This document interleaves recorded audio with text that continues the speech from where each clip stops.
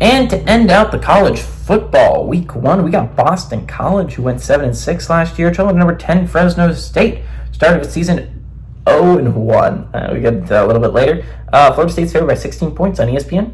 Thomas Castellanos was a dude for Boston College this year, and it's why a lot of Boston College fans still have a lot of hope, despite Bill O'Brien being their head coach. He went 189 to 330, threw for 2,248 yards, 15 touchdowns, 14 interceptions.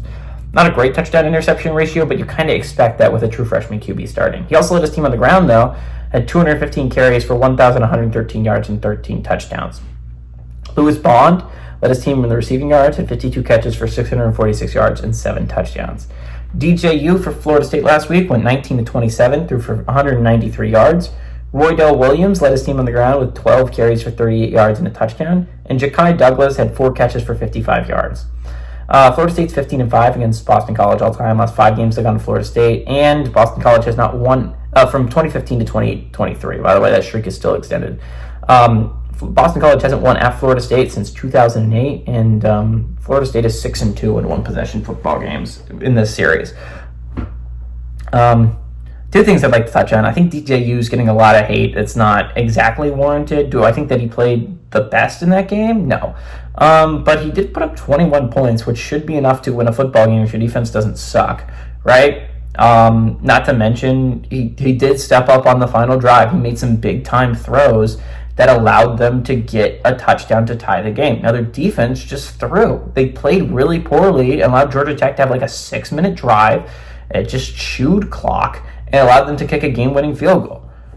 I think a lot of that game was on the defense playing poorly. Also, how good can your QB really play when your running game is non-existent? Again, your leading rusher had 12 carries for 38 yards. That's bad. It's averaging a little over 3 yards a carry. It's not good. That's not good at all. Yeah, I think they had 70-something yards. They were barely able to run after the first drive.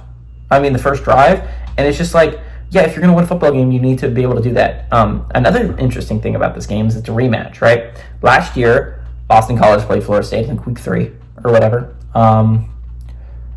And Boston College almost came back and won, right? They were very close. They made some sloppy mistakes down the stretch that ended up costing them that football game. This chance that was Boston College's most heartbreaking loss and my most heartbreaking losses of 2023 video for each FBS team, right? That was Boston College's.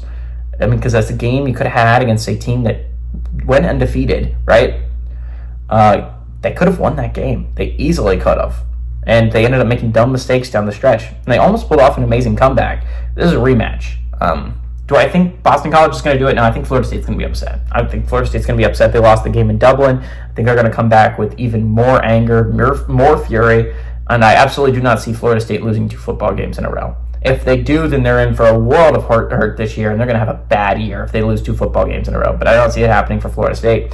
I like Boston College to actually get their butts kicked by Florida State. As much as I kind of like Boston College, as much as I kind of like Thomas Castellanos, I don't think a good football team loses 2 games in a row. And Florida State is a decent football team. They do not lose 2 games in a row. Give me Florida State to move to 1-1. And technically speaking, I'm going to be talking about them again next week.